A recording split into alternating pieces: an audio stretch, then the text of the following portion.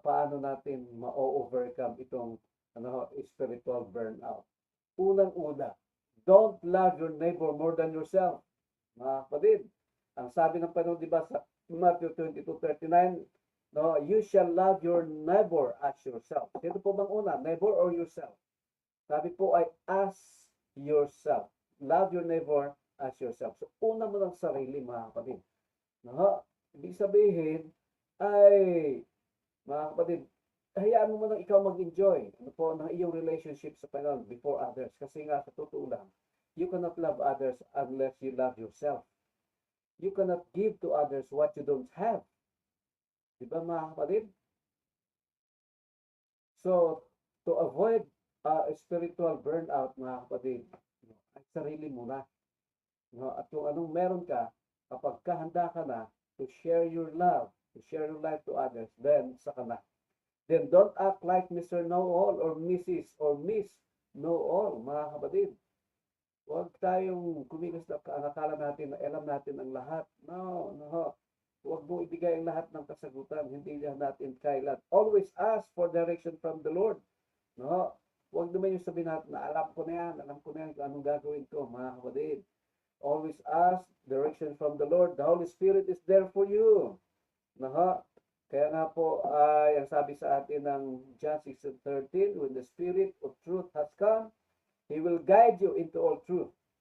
He will, for He will not speak on His own authority, but whatever He hears, He will speak and He will tell you the things to come. Kaya nga po, mga kapatid, wala tayong alam.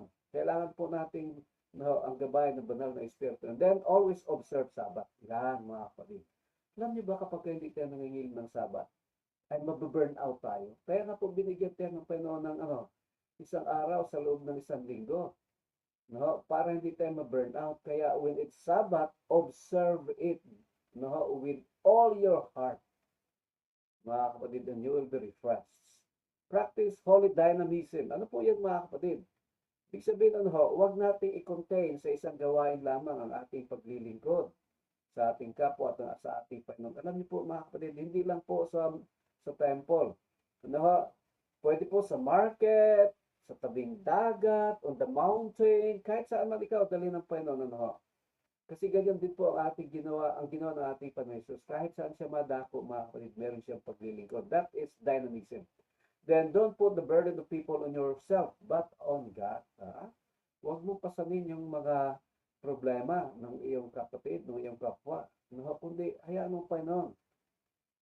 Okay, na mag-share sila sa iyo ng kanilang mga problema, ng kanilang mga prayer requests, ng kanila pong lahat, mga kapatid, ng gusto nilang i-share sa inyo. Pero huwag mong pasanin. Ilagak yan sa Panginoon, mga kapatid. Kasi ang sabi nga ng Panginoon sa Matthew 11:28-30, come to me, all you who labor and are heavy laden, and I will give you rest. Diba? Mga kapatid, hindi sinabi ng Panginoon na come to your brothers and sisters, all of you who labor and heavy laden, and they will give you rest. No. Sabi ng Panginoon, come to me, and I will give you rest. Mga kapatid. Then, create time for prayers and Bible study like Jesus did on earth. No? Find quiet time, mga kapatid, para sa Panginoon. No? Kailangan po talagang intentional yan. Kaya nga po sabi, create. No? Kailangan gawin mo talaga yan. And then, mga kapatid, stop counting your efforts or money you put for the progress of the gospel. Itigil mo na yung pagbibilang ng ginagawa mong mabuti. O di po kaya, itigil mo yung pagbibilang kung magkano ng perang na ibigay mo para sa gawain ng Panginoon. Kasi pagka nagbilang, mga kapatid, dati yung time talagang hindi ka na gagawa at susuporta sa gawain ng Panginoon. Mabu-burn out ka talaga. Kaya stop counting yung efforts. Stop counting kung magkano binibigay mo sa gawain ng paglilingkod sa Panginoon. Itigil mo na yung pagbibilang ng perang isinusuport sa mga ministries, mga kapatid. Mabu-burn out ka. Delegate some task. Hindi tayo superman or superwoman delegate natin sa iba. And then listen to spiritual or inspirational or worship songs. Mga kapatid, in the past few days, nung hindi po ako nagla-live, sabi ko po kay Ma'am Joy, magsusulat ng mga songs. Kaya nga po mga kapatid, may mga sinusulat ako mga awit. No, kasi gusto ko talagang i-record itong mga original kong mga awitin mga kapatid. Maririnig dahil natin yan. So, listen to spiritual or worship songs mga kapatid. And then, don't prove to be overconfident with temptation knocks. No? Sabihin mo na, kaya ko yung mga pagsubok na yan, kaya ko yung mga tukso na yan. No, mga kapatid. Huwag tayong katiwa-tiwala sa ating mga sarili. Baka doon tayo babagsak.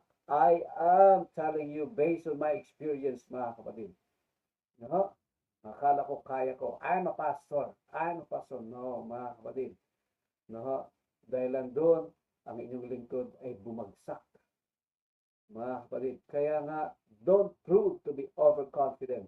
Huwag tayo magtitiwala sa ating sariling lakas, kundi sa ating panulanan. Always respond the word of God and flee from temptations.